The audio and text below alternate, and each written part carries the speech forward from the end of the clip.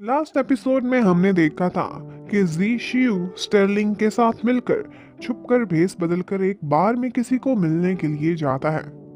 स्टर्लिन आगे डिलिंग को बैठा देखकर बहुत खुश होता है। वो तीनों दोस्त बहुत अरसे बाद एक दूसरे से मिले थे। स्टर्लिंग काफी परेशान था कि अगर डिलिन को किसी ने हमारे साथ देख लिया तो बहुत बड़ा मसला बन जाएगा, लेकिन डिलिंग तसल्ली देता है कि मैं बहुत एहतियात करके यहाँ पर आया हूँ और कोई भी मेरा पीछा नहीं कर रहा था। जी शियू पुराने दिनों को याद करता है कि कैसे हम मिलकर इकट्ठे बैठा करते थे, लेकिन अब तो हमें छुपकर मिलना पड़ता है क्योंकि कैपिटल की पॉलिटिकल सिचुएशन काफी खतरनाक हो गई थी। फिर वो अपने बचपन के दिनों को याद करते हैं कि कैसे पैसे जमा करके वो लोग आइसक्रीम खाने जाया करते थे और स्टर्लिंग डिलिन के सारे पैसों की आइसक्रीम खा जाया करता था। फिर वो तीनों मिलकर ड्रिंक करते हैं और यहाँ पर स्टर्लिंग बार बार जी शियो को एहतियात करने को कहता है क्योंकि कैपिटल में यांग मिंग हुआ के होते हुए उसे बहुत खतरा था।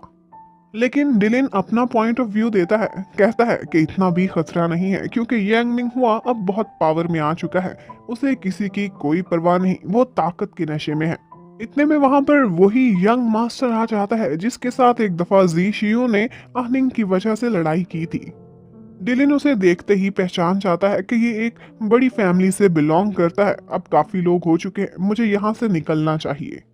अब उस बार में जीशियू और स्टर्लिंग बैठकर ड्रिंक करना स्टार्ट कर देते हैं और फिर इमेजिन करते हैं कि कभी ऐसा दिन आएगा कि हम तीनों ओपनली मिल सकेंगे जैसे बचपन में मिला करते थे। यहाँ पर बातों बातों में मौका पाकर स्टर्लिंग जीशियू को कहता है कि मेरे साथ उसी बूढ़े मिनिस्टर को मिलने के लिए चलो, वो तुम्हें बहुत याद करते हैं। लेकिन जी शियू को इस सब में कोई भी इंटरेस्ट नहीं था। वो किसी तरह से बात को टाल देता है और फिर पॉलिटिकल इशू से होती होती बात उनके पर्सनल इश्यूज तक पहुंच जाती है और वो लोग साथ साथ काफी ज्यादा ड्रिंक भी कर चुके थे। इतने में साथ बैठे वो बॉयज आपस में बातें करना स्टार्ट कर देते हैं और उनकी बातों का सेंटर होती है जी चुआन निंग। वो जिक्र करते हैं कि निंग इतनी सुंदर है कि बहुत सी बड़ी बड़ी फैमिलीज के लड़के उससे शादी करने के विलिंग हैं, लेकिन उनमें से ज्यादातर उसकी ग्लोरी और उसके पैसे के पीछे हैं क्योंकि ऑफ कोर्स वो जीचुआन फैमिली की लास्ट हायर है। ये सारा कुछ सुनते सुनते जी शियू को काफी गुस्सा आता है और वो एक के ऊपर दूसरी बहुत सारी ड्रिंक पी लेता है और फिर वो स्टर्लिंग से पूछता है कि मैंने डिनर के टाइम पर नोटिस किया था कि तुम प्रिंसेस कार्डा में काफी इंटरेस्ट ले रहे थे। स्टर्लिंग पहले तो अनजान बनने की कोशिश करता है लेकिन फिर मानता है कि वाकई कार्डा बहुत सुंदर है, लेकिन वो डीमन ट्राइब की लड़की है, वहां की प्रिंसेस है, मैं ऐसा सोच भी कैसे सकता हूँ। लेकिन इतना जरूर है कि जब मैंने उसे देखा तो मेरा दिल काबू में नहीं रहा, ज्यादा धड़कने लग गया।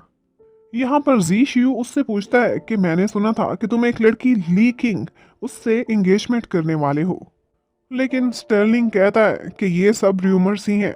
हाँ, थोड़ी बहुत बात जरूर चली थी और प्रेसिडेंट भी यही चाहते क्योंकि इस तरह से मेरा एक ब्राइट फ्यूचर हो सकता है। वो बहुत बड़ी फैमिली की लड़की है बट अभी तक कुछ भी फाइनल नहीं है और ना ही मैं उसके लिए कोई फीलिंग्स रखता हूँ। और फिर वो बात बदल के जीशियू और निंग की तरफ ले आता है। उसी टाइम पर साथ वाली टेबल पर बैठा लड़का निंग की बहुत बड़ी बड़ी तारीफें करता है कि वो कितनी यंग है, कितनी ब्यूटीफुल है, उसकी आईज कितनी सुंदर हैं। ये सुनकर स्टर्लिंग जी शियो को बताता है कि इतने सालों में बहुत से लड़कों ने आहनिंग को प्रपोज किया है, लेकिन वो सारों को रिजेक्ट कर देती है क्योंकि वो इतने सालों से तुम्हारा ही तो वेट कर रही थी। वो तुमसे कितना प्यार करती है ये बात मैं अंदाजा लगा सकता हूँ। उसी टाइम पर दूसरी टेबल पर बैठे लड़के निंग के बारे में ऐसी बातें करते हैं कि जीशियू अपने गुस्से को काबू नहीं कर पाता और बहुत गुस्से में आकर एक ग्लास उठाता है और उस लड़के के सर पर दे मारता है। और बस फिर क्या होना था, जीशियू तो वैसे ही ड्रंक था, उनकी फाइट स्टार्ट हो जाती है। वो उस बॉय का एक दांत भी तोड़ देता है। अब दोनों भाई बहुत ज्यादा ड्रंक थे और वहां पे काफी सारे लड़के थे, वो उनसे फाइट करते रहते हैं लेकिन फिर उनके काबू में आ जाते हैं और वो बॉयज भी अपना काफी गुस्सा उन पर निकालते हैं। फिर सीन बदलता है और दिखाते हैं कि अगले दिन स्टर्लिंग और जी शियू मरी हुई हालत में किसी नाली के पास गिरे पड़े हैं और बहुत से सिपाही हैं जो लोगों को उठाते फिर रहे हैं। उनको लगता है कि ये किसी की डेड बॉडी है।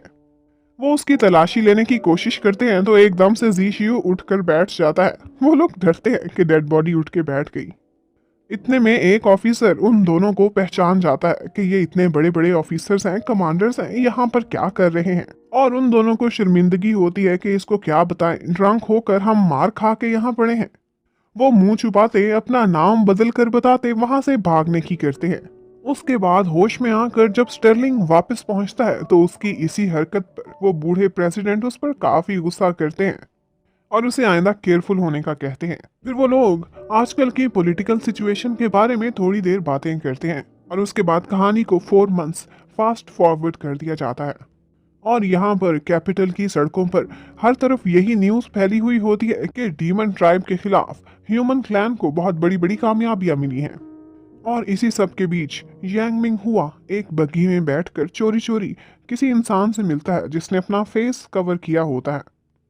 और वो उसको एक टास्क देता है कि उसने निंग की हैंड राइटिंग की कॉपी करनी है और एक ऑफिशियल लेटर बनवाना है उसकी तरफ से। और अगर उसने ये काम अच्छा अच्छा कर दिया, वो नकली लेटर बना लिया, तो उसे प्रमोशन कर दी जाएगी।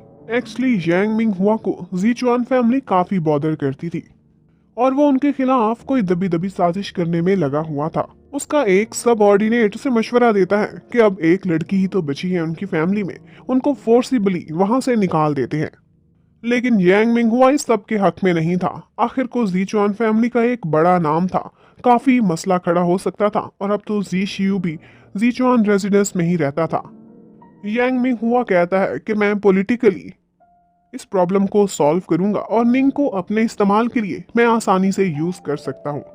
उसके बाद वो लोग यिंग शिंग के बारे में बात करते हैं और वो लोग कुछ ऐसी प्लानिंग करते हैं कि ईस्टर्न रीजन में यिंग शिंग को सिविल डिस्प्यूट्स के बीच में आराम से मरवा दिया जाए और इल्जाम किसी और पे डाल दे। और इस सब के बाद यांग मिंग हुआ फिर उस बूढ़े प्रेसिडेंट से मिलने के लिए चाहता है। उन दोनों के दिल में एक दूसरे के खिलाफ नफरत थी, लेकिन एक दूसरे को फेस सेविंग के लिए बर्दाश्त भी करना पड़ता है। डीमन ट्राइब से जो लोग अभी सक्सेस लेकर आए थे, उनको कुछ अवार्ड्स देने की बातें वो लोग करते हैं। और उसके बाद यांग मिंग हुआ वहां से चला जाता है और उसके ऊपर उस प्रेसिडेंट को कितना गुस्सा था ये उसकी आंखें बताती हैं। यहीं पर ही एपिसोड खत्म होती है। Thank you for watching.